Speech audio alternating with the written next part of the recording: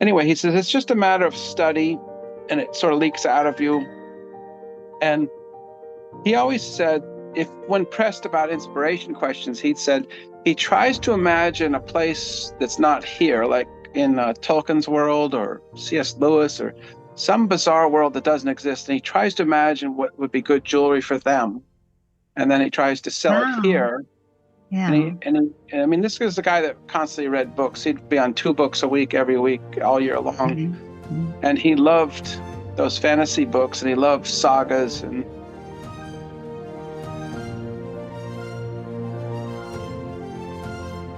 Hi, Jeff. It's so great to meet you on Zoom.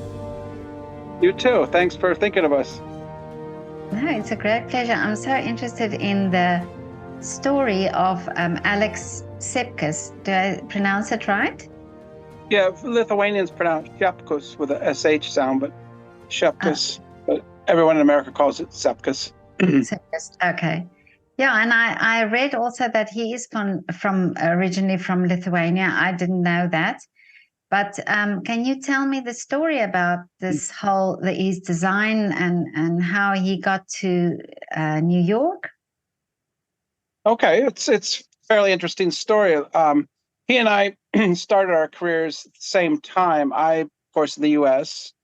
I was 14 and he was 14, and he had very interesting parents in Kaunas, Lithuania, and they one was a chemist, his mother, and his father was an architect. So he learned drafting at a very early age and was very, very talented both in drafting, drawing, and generally the arts. And his aunts gave him, because they were all widowed from the World War II, they all gave him private lessons in Latin, German, French. Of course, he spoke Russian, Polish, and Lithuanian. Wow. By the time I met him, he spoke 7 languages and read in all of them. Even Old German, he was an expert in. Um, anyway, he was a very bright guy. And uh, one of the stories he told me that highlights that is when he was 14, Dark Side of the Moon, Pink Floyd was coming to perform in Warsaw, Poland, not in the old Soviet area, but Warsaw. And they were going to broadcast the live concert around the area. And Kaunas is right over the border from Poland. So he set up a large antenna and recorded it reel to reel. And Wow. this took a lot of forethought. And then each copy of the reel to reel tape sold for 3 times his father's monthly salary. And he sold them nonstop for years because it was a very Amazing. valuable bootleg. So Yeah. that's how bright he was. He could see things in the future. He could see what he wanted to accomplish. And even at that age, he decided he wanted to come to America because he didn't like what he witnessed around his family and his home in Lithuania. And, even his name, the name Sepkus, Sepkus, was transferred by the Soviets into Latin and then into Russian. So it was Chiopkos, Chaiopkous. So there was no more ethnic, you weren't Latvian, you weren't Ukrainian, you weren't Lithuanian, and so on. So he hated that. Mm. So he came up with a very sharp plan in his 30s to take trips to East Germany. Things were getting a little softer, of course, at that time in 1988. And he managed to get friendly with the border guards that would let him go to the West Germany and come back. He'd bring them jeans. And, at that time, Wow. jeans were very valuable. Mm. And he got very friendly with them, so he could take his 2 suitcases with him on the last day. And then he went and asked for political asylum in West Germany. And that's how he got out. My Um, goodness. So he was really, I mean, he was a genius to think of how to plan that, to know how he would be able to get out. Absolutely. He would have made I always say, he would have made a great cult leader. Thank God he wasn't evil, because he used to say to me, he said, Jeff, when I need something, I conjure it up in my mind and it appears, and you appeared to me when I needed you, and here you are. I'm like, well, that's kind of a compliment, I guess. Amazing. Yeah. So you say So, he was in his 30s then when he did that? yeah, he was about 32 when he came here. And he, going back to his university, he went to university to do a lot of drawings, and he thought he'd be do etchings for the rest of his life because he liked the microscopic carving and needlework and everything. But what happened while he was there, he met an engraver that actually inlaid metal in guns, so fancy guns, and he'd inlay gold into steel. So he taught Alex how to do it with a microscope and how to inlay metal into stone. So Alex would make these small sculptures basically after he got out of college. And these small sculptures he would sell to people or trade or barter. And then usually there were a guy buying this little gemstone with some pieces of gold in it and give it to his wife. And his wife says, "It's so beautiful, I want to wear it as a brooch." So Alex, a lot of times these pieces were returned to him. "Can you please make it so she can wear it, either with a bail for a pendant or for a brooch?" And he sort of got backed into jewelry that way. So he started learning more about making bands. And you have to remember, at this time, metal was so scarce. The rings I own of his right now from that time are paper thin, and they're all hand engraved, and they're all one-offs. Wow. So he already started then with the jewelry. Yeah, so let's see if I have one here.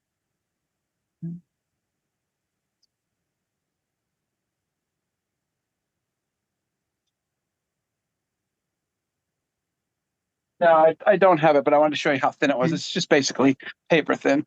He started with the jewelry, didn't think he'd stay with it. He just thought it was interesting. But the amount of attention he got for it just kept pushing him. So fast forward, he comes here in 88. He gets, first job he can get is in a charm factory in Brooklyn. And he was working for these traditional Hasidic guys, and they asked him if he could carve a little dog, a greyhound dog. He carved it perfectly, about 2 centimeters in size, complete with veins in the legs and whiskers. And I wish I could find where those carvings are, because those are his first carvings in the country. And he discovered that you could carve and wax, cast, and make multiples of stuff, because everything to this point was a one-off piece that he would make, one of a kind, bespoken piece. And so he then went from there to a better shop that did Bulgari's work here on 48th Street. And he learned from the Polish guys that were there. Of course, he spoke Polish. He learned to do the grill work, the undercarriage, the classic jewelry techniques of, azuring a piece with diamonds, putting a grill work, making a clasp with a safety, all the high-end stuff he learned. And also he added his skill of carving to that. And he suddenly had an idea for his own line. So I met him while I worked for a jeweler named Julius Cohen. I'd been there 13 years, and I was in their bench, and I also was on the road selling. So I was back and forth between the shop, the customer, and on the road with the owner. And so I would be working between craftsmen down here, whether they're engravers or setters or whomever we needed outside our own shop, enamelists. And so someone told me about Alex. So I invited him up, and he could repair anything. I never saw anything like him. He could repair anything, and he'd hand make things. He fixed an invisible set ruby bracelet from Van Cleef's he'd never seen before, just figured it out on his own. So I used to go to his shop and sit next to him in 90 or 91, and I was just mesmerized by his ability. But then one day he says, "You want to see my work?" And he took out the pieces he had started. He had like 14 pieces he had started since he arrived in this country. And they were all so tiny. The biggest stone was like 3 millimeters. Bands were about 3 millimeters, 4 millimeters wide. And I said, "Alex, this stuff is so beautiful. Why are you making it so tiny?" And he says, "I don't have any money for gold. I don't have any money for stones." Now, I'd been a jeweler for almost 20 years at this point. And 20 years. I was 34. And I said, "Well, I have kind of an inactive bench at home. I pretend I'm a jeweler, but I'm more of a salesman now." So I went home and I gathered up all my diamonds, rubies, sapphires, gold, platinum, and I gave him a check for $10,000. I said, "Make this stuff. I'm sure I could sell it." And he was like, "You really believe in me?" I'm like, "Sure." I said, "This stuff is amazing." So we started out loosely like that in, I think it was October of 1991. And he made about 29 pieces by December. Get this, December 16th. He delivered them to me, and there's not much you can do with pieces December 16th. So I took them there was a store in the Plaza Hotel, right in the middle of Manhattan, right at 57th Street, the old plaza. There was a store in there called Maurice. And Maurice was a consignment shop because they had such a fine address. And, they'd take you had nice things, they'd take it from you. So I parked the stuff there on December 16th, went away at Christmas, had a holiday, came back on January 6th, went in there, and she said, I sold everything. Can you do it again? Can And you imagine? yeah, Wow. so I got a check for $20,000, $30,000. I went to Alex. I go, you see how well it's going? I have the check on the wall here, and I told him that January. I said January '92. I said, you know what? I think after 14 years, I want to quit my job and do this full time with you. And he was freaked out because I was leaving, a very nice place, but the owner was now 81, 82, and things were getting difficult, and it was kind of a sad scene. And Julius, I don't know if you know of him, but he's quite famous in this country for his fine jewelry. He was Harry Winston's greatest salesman, and he carried the Hope Diamond around in the 50s and used to throw it at people and say it's bad luck. So Oh, really? he himself has quite a storied past. Corey Noor, Cullinan 1, Cullinan 2, he sold. Great Chrysanthemum Brioletti he sold huge things for Winston in the 50s. Then he went on to his own in 56, and I met him in 80. So that's a little bit of the background. Yeah. And then when I met Alex, I said, I think it's time to take a chance. The only problem is I started in January 92, which was the deepest recession this country's seen. And here I am running around with no income trying to sell jewelry. And everyone's like, not now, not now, not now. We didn't really sell anything substantial until August of 92. And I was in debt. My house was in foreclosure and I had $90 left. And it was, they took the meter off my house. But they didn't want my house because we're in such a deep recession. Houses weren't Yeah. selling. So that's paints the picture for you. And Alex took it as a funny thing because he said, I'm making you an honorary immigrant because you have less money than I had when I came here. I had $200, you have $90 left. And we sat and drank a bottle of tequila together and just laughed about it. And it kind of relaxed me because it was like, how, if this guy can laugh at it, he's made it this, let's just give it a shot. But So that shows you also where he came from. It must have been that he had nothing when he left, so he had nothing to lose, really. yeah, he just was reinforcing, if you have faith, just keep with it. And even my father, who's very conservative, I called him up, really dejected and said, I think I'm going to have to go out and get a job. And he actually, for all his conservative, not wanting to take a risk ever, not wanting to buy a stock, he yelled at me and says, you've taken it out 9 months and now you want to stop? He said, are you out of your mind? He says, keep going, keep going. He says, they're not going to take your house yet. You can sell it before they take it from you. So don't worry, just keep talking to the foreclosure lady. So it was a big boost from both my father and Alex. And I got real focused, and I went into a really fine jeweler in Greenwich, Connecticut called Bedridge, and they've been there a long time, 150 years or so. And I sat with them and they loved it. And when they kept me there for 6 hours and they wrote a $160,000 order, I finally announced to them, I have no money. I have no meter on my house currently, and I need you to prepay me or I can't make this jewelry. Well, they basically were kind of laughing at me. And they said, why would you dare ask that? I said, because I am desperate and I've put everything in my soul into this. And if you don't want to play, you don't have to play, but I'm just telling you the truth. And they were so shocked. They wrote me a check in silence and said, just don't ever ask for this again.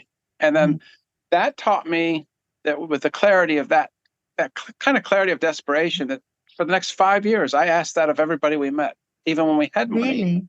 I said, I'm sorry, we can't afford to make your jewelry. And that springboarded us, from my little $10,000 to start the company, that springboarded us right up into the millions where we would just never have to go to the bank for 10 years. Just because I said, you want this jewelry that bad, you have to prepay me. Just shows you, it just shows you if you do it, and people are willing to pay then. Yeah. And some people said no, don't think they didn't. But at the same time, those same people that said no came back, 3 years later and said, okay, now we're ready. Yeah. And we've had very good clients from the beginning, 33 years now. And every time we have a troublesome client, we shut them off and say, you can't buy from us anymore because we don't get paid that way. We don't wait 6 months for our money. and they come crawling back, and we put them on prepay. And it's kept us from ever getting in deep. And that's why we never sold to Neiman Marcus, because I told him, I read him the riot act. I said, I will not play this game that you did with Paul Morelli. You almost destroyed him. $3 million in back receivables. And then you say you just want to return the jewelry to him. I said, I'm not going to do that. You pay us as we go. Well, we don't do that. I said, well, see ya. We'll have a nice business without Neiman Marcus, and we have. And That's amazing. we've been in Bergdorf. Bergdorf's been a fine partner for years, but Neiman's, even though they're the same company, we could never really play well with them. It's sad to say. But now this shows just this confidence that you had in yourself, also as a businessman or as a salesman, and then also in Alex, in his work.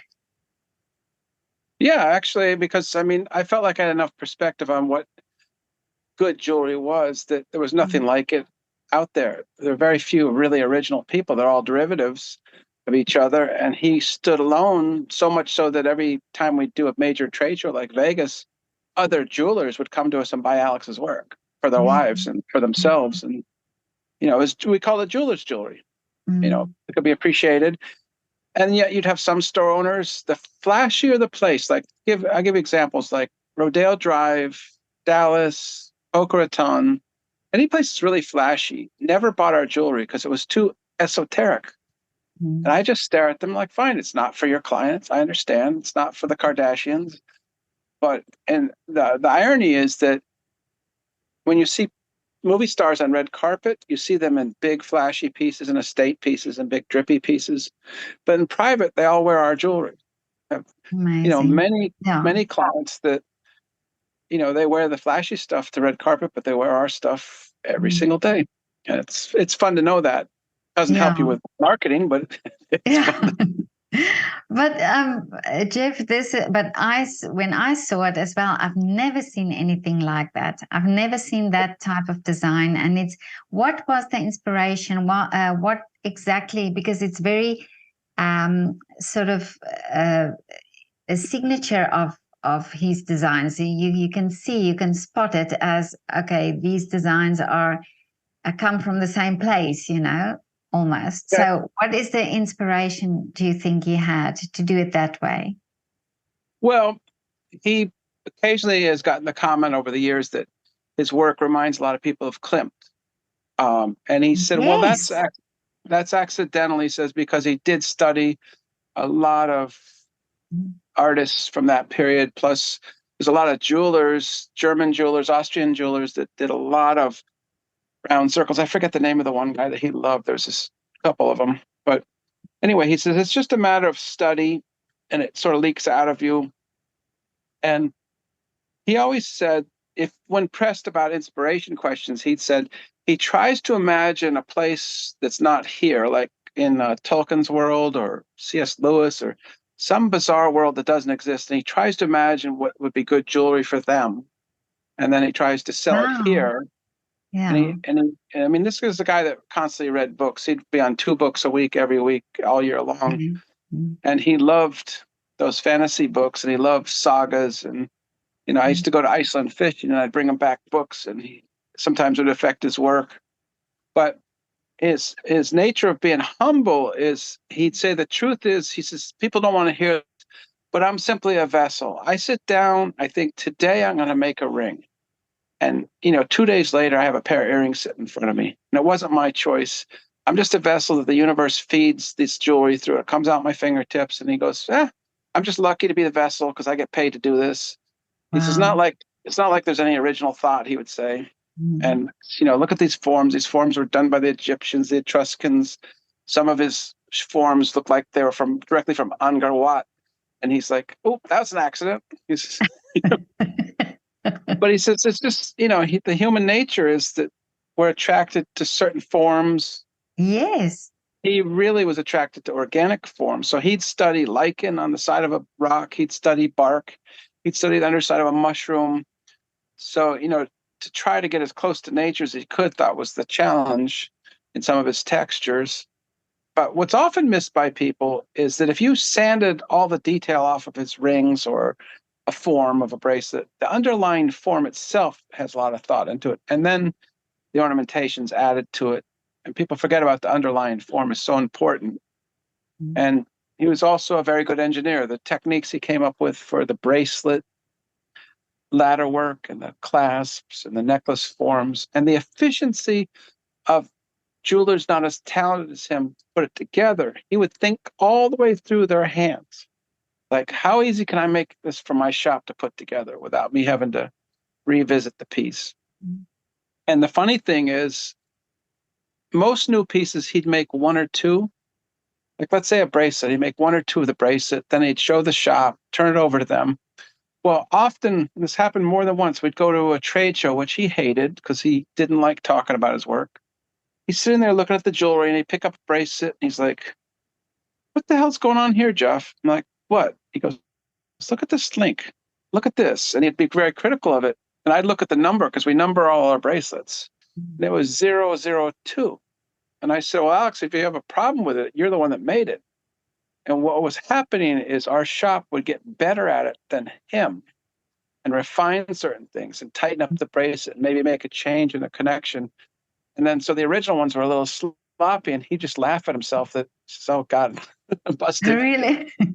Yeah, because they actually, they do dozens of things. He does one or two. Oh, yeah. He does the original carving, but they put them together and refine it. It's, not unlike, sometimes chefs. Their sous chefs are around them.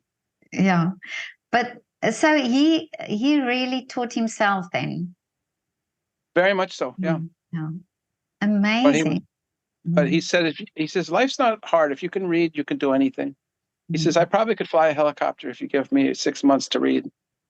Really? And the same way he went at cooking, he was a master chef. And when he gets something in his head, like it was Indian for 6 months, and he really was good at it. And then he dropped it for something else and went on to Vietnamese French. And, just a very interesting mind he had.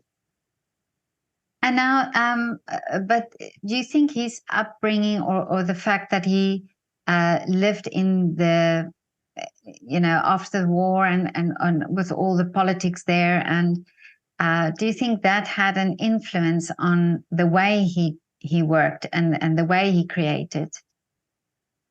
Absolutely, because the only thing I can think of is the crucible. Everything that happened there, from his 3 aunts that were widowed due to persecution by the Soviets, that they doted all their attention on him like he was a prince, to what he witnessed his parents going through, what he witnessed neighbors telling on neighbors, for advantage or to punish someone they're mad at. All you have to do is press a rumor, and you can get someone's, rights taken away from their heat, their apartment. You could make someone's life miserable with just a rumor in that time.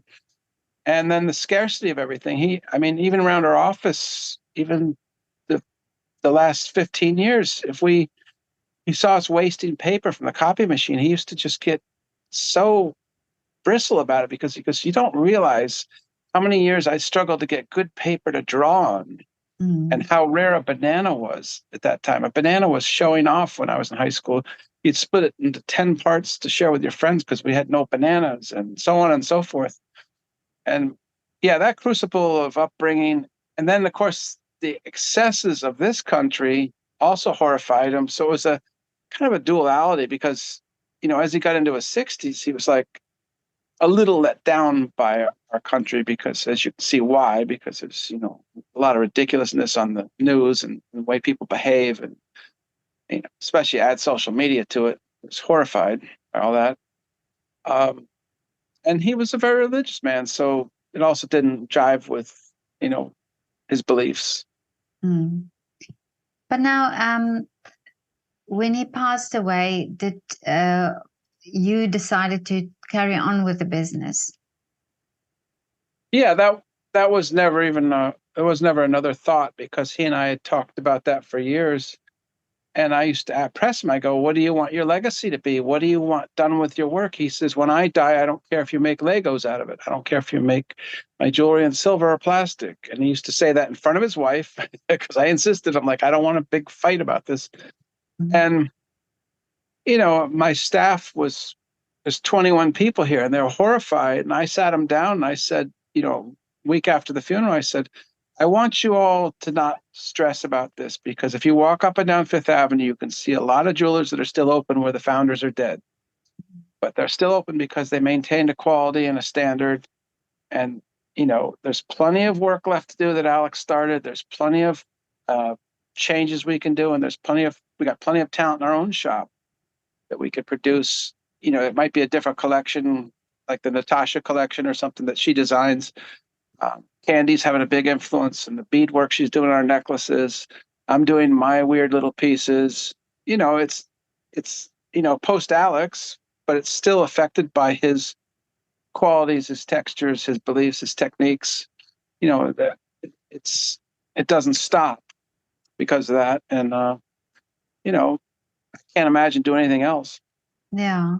And still, he's, like you say, his influence is there. So, of all the years of you and him working together, what he would have wanted, or how his designs developed. Yeah, yeah. And he was always full of surprises. He'd suddenly take a left-hand turn and go a different direction, and it was nice to witness. So he was always up for a different challenge, as long as it was within his standards.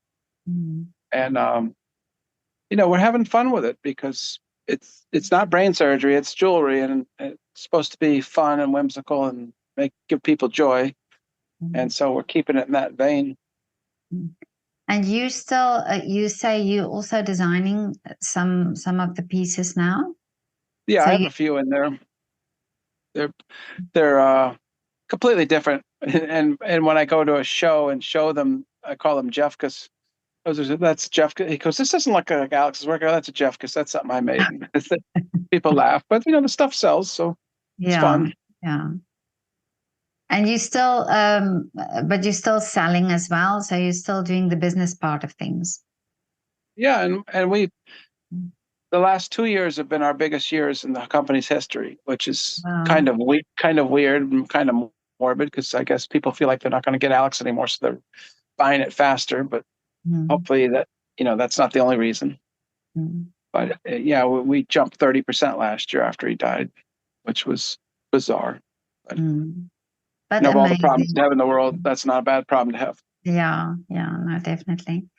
But now, Jeff, what is still for you the wish for the future for this company? I'm 64. His wife is 70. We're grooming someone for it, and we think it'll work out fine. We just have to, I think I have 10 years left in me. I have no problem with that. But you do have to think about the future, because I don't have children. He doesn't have children involved in the company, and so we've got other plans to talk about. These things go on, especially when you have something so strong as this look and this brand. Yeah. And do you think there are young designers who would be interested to study his work, to study his type of design? Oh, sure, because the funny part is there's just a wave of knockoffs of him. Really? They're great, because it shows how difficult it is to do. When you see it, you know it right away. It's like, you see, it's not so easy, is it? Because it stands out. And there actually was one Russian guy that did some pieces that were like, and Alex was alive at that time. He said to me, we should hire this guy. It was pretty good. I mean, he got it. He probably was, we talked to him, but I don't ever remember his education, but I bet he was well educated, because it was shocking what effort he made. And, but there are people that are just signing up to do it, especially Lithuanians. And next spring, I'm going to do the first show ever in Lithuanian, in Vilnius. Really? We have a gallery there, and she's really blowing it up. I mean, she's going to have press. I have to do TV spots. I have to, be there for 4 or 5 days. It's going to be, because he's like the prodigal son. And I know that because I'm friends with the diplomat from the UN from Lithuania. Well, he brought the president of Lithuania up here, and another guy I don't know anything about, but they just went on and on about how proud they are of Alex and how proud they are to be Lithuanian, that he came here with nothing in his pocket, made such a stamp in the art world of jewelry, and they wanted to recognize it. So the gallery owner told me to be prepared for the likes of attention I'm not used to when I get over there, because the press will be all over it, and they'll want lots of coverage, and so kind of getting geared up for April 15th. But I mean, looking at his work also, I mean, these are clearly works of art. I mean, it's so unusual and so beautiful that he needs to be recognized for it. Yeah, it's so thoughtful. You never saw anyone put so much thought into it. And when you see his rejects, there's not one of his rejects that I don't think we could sell, but he rejected them for very personal reasons. There was something just not right or balanced, and in some cases, someone beat him to it. Like one guy was doing these lifesaver shaped circles. As soon as he saw that, he scrapped his plan, and he had a love of keys. He collected keys from all over the world, from all centuries. And he came up with this line of keys. And then Tiffany's comes out and launches the key thing about 5 years ago. And he's like, that's it. I'm like, oh, please, Alex, your keys are so much better. And he goes, but it'll look like I'm copying them. So okay. The keys are parked on the side right now. Oh, okay. Maybe you can revisit them sometime in the future. Sometime. Yeah. A good example of Alex at a trade show is you'd come there and you'd ask him about his work, and he'd say, oh, well, there it is. I spoke already. It's in the pieces. Just look at the pieces. And then you ask him what's exciting. He would take you by the hand and drag you over to see Michael Zobel or Stephen Webster or Ranush. He'd say, now this is exciting. And he could talk for hours about other people's work, but he could not speak about his own work. Really? He said, I've already spoken. I don't have anything to say. I don't have anything to add. Very shy in that funny way. Until you asked him about someone else's work. Amazing. Well, I mean, he was a true artist, really. I love his work. I love his jewelry. You would have loved him. It was this dark, really? dry humor you would have loved. Yeah. He had a wicked sense of humor. Well, Jeff, it was so great to talk to you, and I really wish that this company could carry on doing this great work and beautiful work, and that these work would be recognized really as the artwork that it is. Well, as the guy at Christie's said, Alex, in 70 years, people will be fighting over your work. And he goes, well, it does me a lot of good. I'll be dead.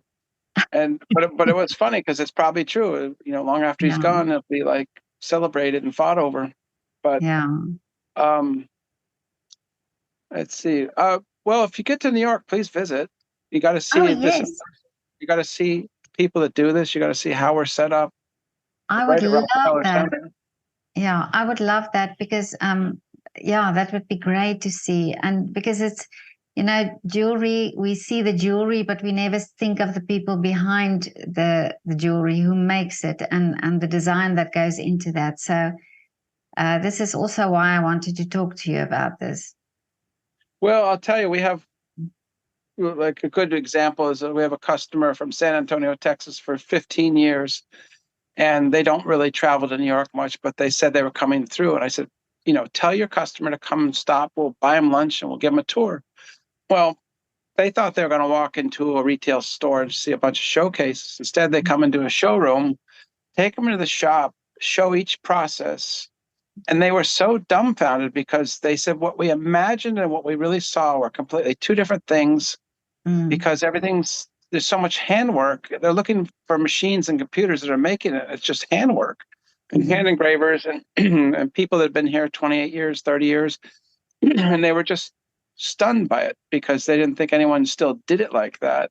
And they said, we have much more appreciation for it now that we saw that, because what people imagine and what the reality is are two different things. That's why we really emphasize tours all the time. We have 135 accounts around the world. We say, send your people. So I'm giving tours probably twice a week.